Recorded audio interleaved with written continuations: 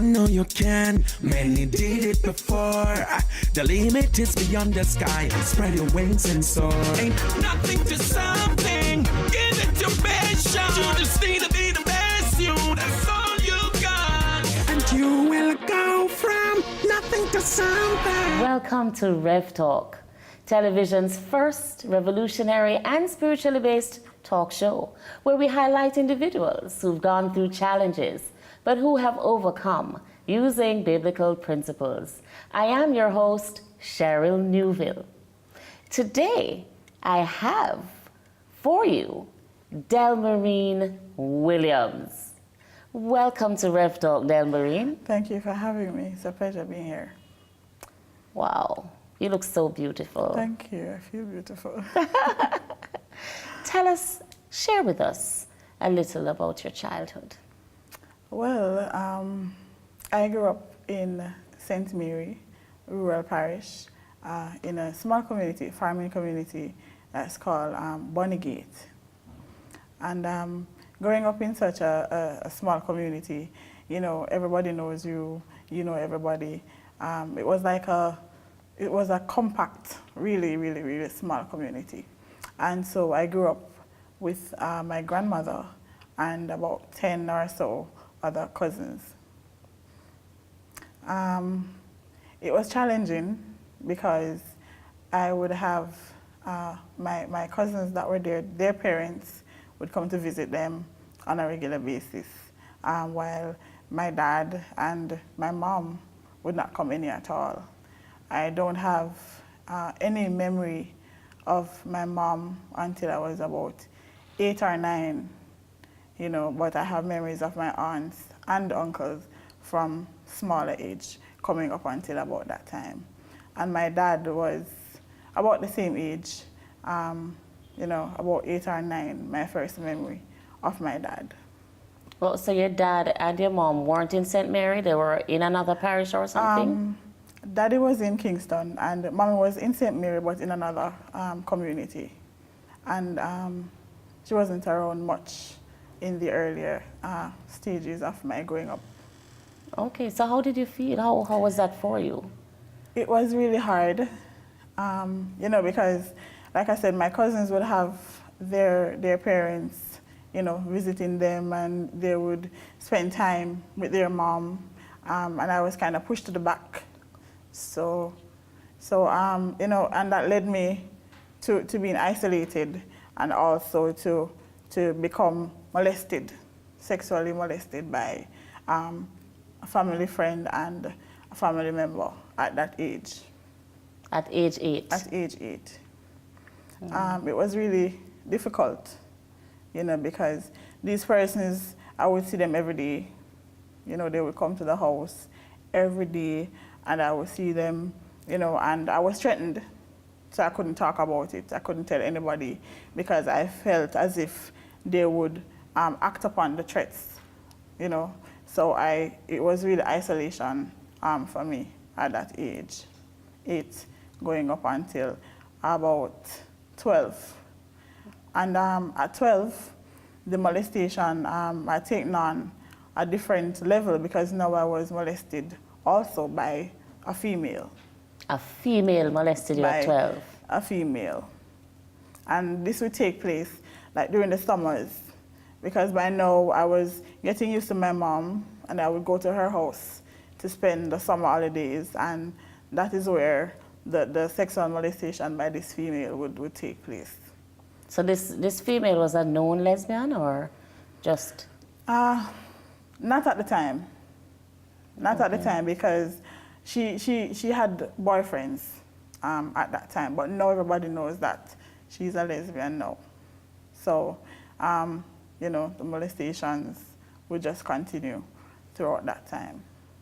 So what did you do about that? Did you tell your mother? I couldn't tell anybody because I felt ashamed.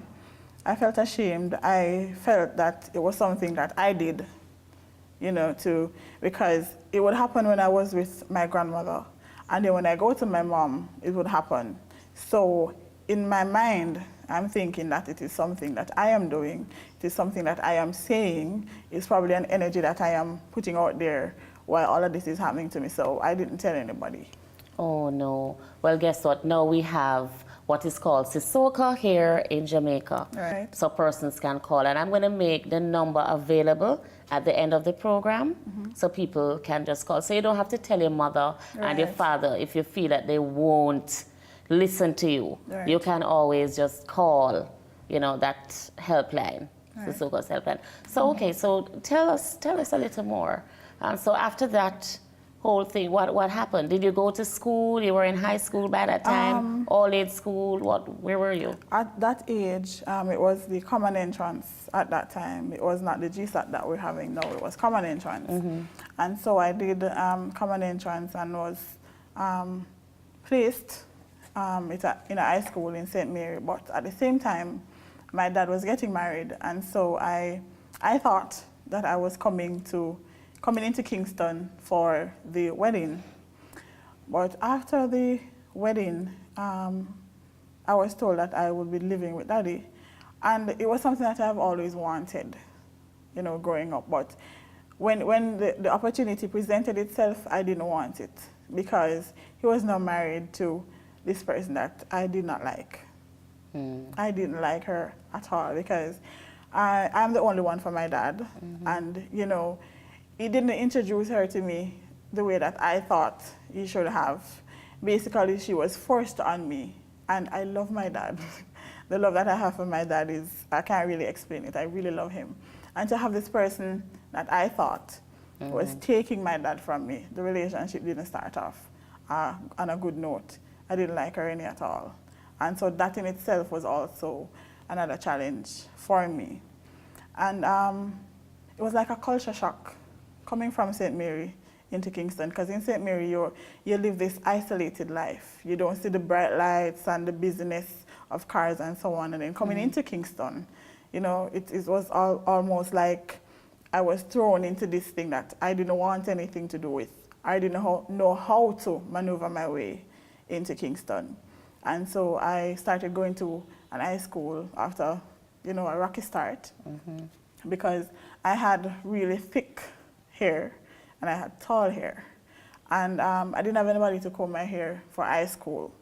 So I would go to school with these big plaits, you know, and I have severe acne. So I would have bumps all over my face and this, what I was made to believe, a big forehead and thick lips. And so the children would tease me at school about that, right? And I didn't have proper shoes. I didn't have a proper school bag. And school children can be really cruel. Yes, So children can be cruel. I was teased a lot, and that pushed me further into more isolation. And then at one point, I couldn't live with Daddy because of some landlord issues. So I was sent into Portmore, which is in itself a city like no other. And I was sent there to live with my cousin. And it was really uncomfortable, not that they were treating me badly, but in my mind, I came to Kingston to be with Daddy, and I can't be with him because of this marriage. So, you know, it pushed me into depression. And I thought about taking my own life. Really? At that age. At what age was that? 13, 14. My God. I thought about taking my own life because I'm thinking that, you know, everybody will be better off if I'm not in the picture. Because I was made to feel like as if I was a distraction to everybody. Hold that thought. We will be right back. You have been watching Rev Talk. And you will go from nothing to something.